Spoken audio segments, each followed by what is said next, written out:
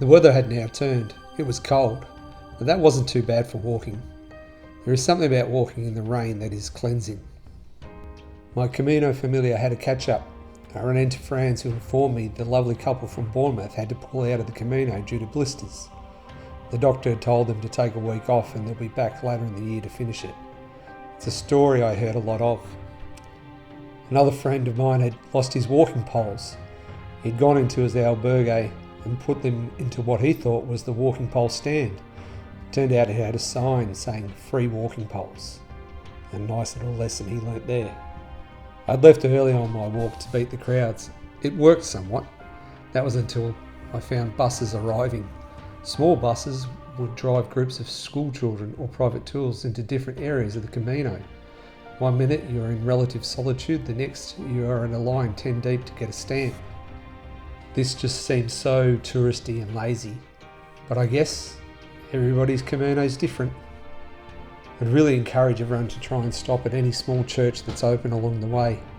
I was lucky enough to go into one today who gave me my first set of rosary beads.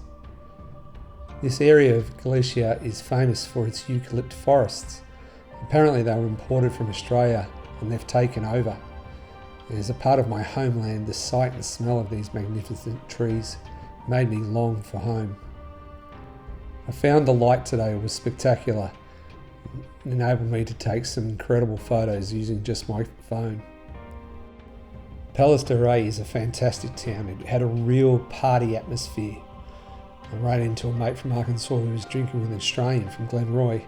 They seemed to have been enjoying the amber ale for a fair while. Palos de Rey was so packed with people it was hard to find a restaurant that had a free table. I eventually found one which served me chicken breast with salad and 2 fried eggs. A very typical pilgrim meal. So how do you escape the crowds? Start early, finish early. Keep walking. You'll see cafes where they fill up pretty quickly.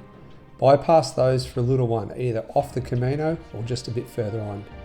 If you see a bus, give a buen camino and keep going. By the way, that's a good tip to know who is fresh on the Camino. Give the traditional greeting, and often the newbies don't answer. The Sari pilgrims seem to have a pretty set routine. Look for the little albergues. There's one run by a lady called Helen, which is excellent. And try and avoid those ones who seem to be just cashing in, the corporate albergues. Today I walked 40,647 paces, climbed 55 stories and travelled 28.1 kilometres. I stayed at the Alda Palais de Rey, which was €80 for a private room, which to be honest was a complete rip-off, which amounted to little more than a school camp and was located a good 1.5 kilometres from the main action of town. Today I felt I was conned.